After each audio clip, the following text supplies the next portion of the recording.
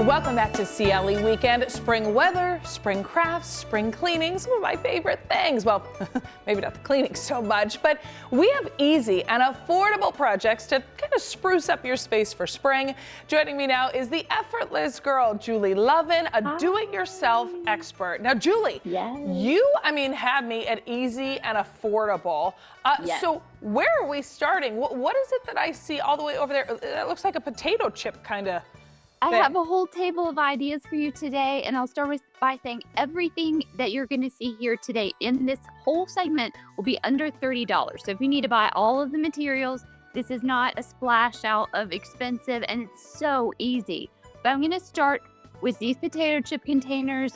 There's a national brand that you can use, or you can buy the store brand because every store has their own brand of this shape canister, and you can just spray paint it. I spray painted this one. This one I wrapped in paper, so you can use it seasonally. You can do different colors or whatever. I added just a little, you can use ribbon. I added a little grass tie on this one, and then some fake flowers or real flowers. I think this is beautiful if you need a present to give like a teacher or somebody that's sick or something and you need a vase at a pinch. Use a potato chip container. That is so easy, and I love that you give the option of you can paint, you can do whatever, paper mache, whatever you have.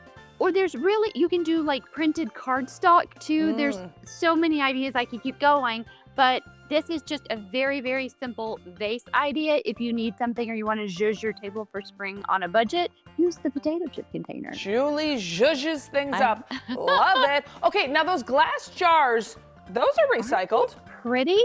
This is a mayo jar. This is a large pickle jar. Wow. And what I did, I'm just going to show you really quick. We glued twine in diamond shapes, and I'm going to show one in a minute, and then just made a band. I used a manila folder for an office, and I cut it up and made a band, and then just wrapped twine around that. These are beautiful lanterns. You can put a tea light, a regular candle. I put some battery candles for 25 cents each. You can buy those at dollar stores, big discount stores. Yeah. But I think these look expensive too. It does. I'm just gonna grab one in progress so you can see. And you just want to glue twine in twos around the top and then go down with the diamond shape. And you can see it comes together. I've got a video on my website and social media on how to do it. It is very simple, especially if you have a glue gun.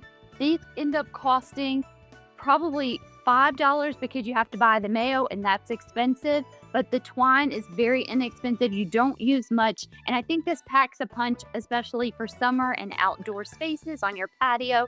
I think it's beautiful. Yeah, the twine's great. I actually used that. My son, his first birthday party, I flipped a bowl upside down and made twine, a cute little bee thing. That's great.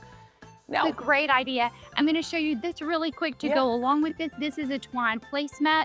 And what I've done is just use a hot glue gun and just make twine in a circle and glue it on the back side until you get placemat size.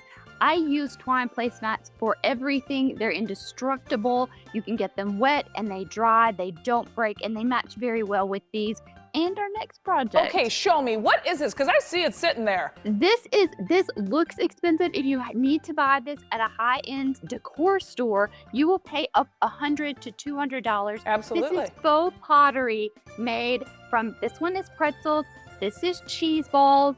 Some of these are animal crackers. I think they look so expensive, and I'm going to show you how to make them for less. I think this is so beautiful, and you can add detail to it. But what you want to do, you start with your cheese ball container and wash it, remove the label, and that's the hardest part. These labels are on there for life. Oh yeah. Get some degreaser or dish detergent or something and get the label off. And then you want to paint it. If you're doing a darker color, you want to paint it with a 50-cent tube of art paint and paint that a black or a dark brown. If you want to do a lighter pottery color, just a white. And I've already started on this one. Before you start painting, you want to wrap the top with black electrical tape because that gets rid of the ridges from the lid where you screw it on. Yes. So that just smooths out the ridges. And then you need a little bit of baking soda, and this is not a scientific, so the more baking soda you add, the more pottery texture you're gonna Got have. it. I just have a piece of household sponge. And then after the white, I'm gonna go in, I'm gonna mix my baking soda with a little bit of like a neutral color paint. And again, this is not science, so you can always add more or less or go back in on a color. And I just mix that together. And then this layer, I'm just gonna glob on.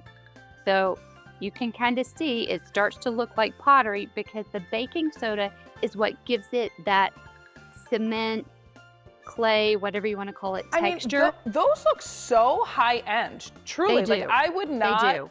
I would not at all be like, oh, cheese ball container. Yeah, and I think And you can do the darker too. And I did some metallic, so it's totally up to what you like in your home. yeah, and I like too the option for indoor outdoor, right? Like I can imagine just throwing a bunch of sand in the bottom of it, put it outside, which would be great. I mean, all of these indoor outdoor, just something to hold them down if it's windy.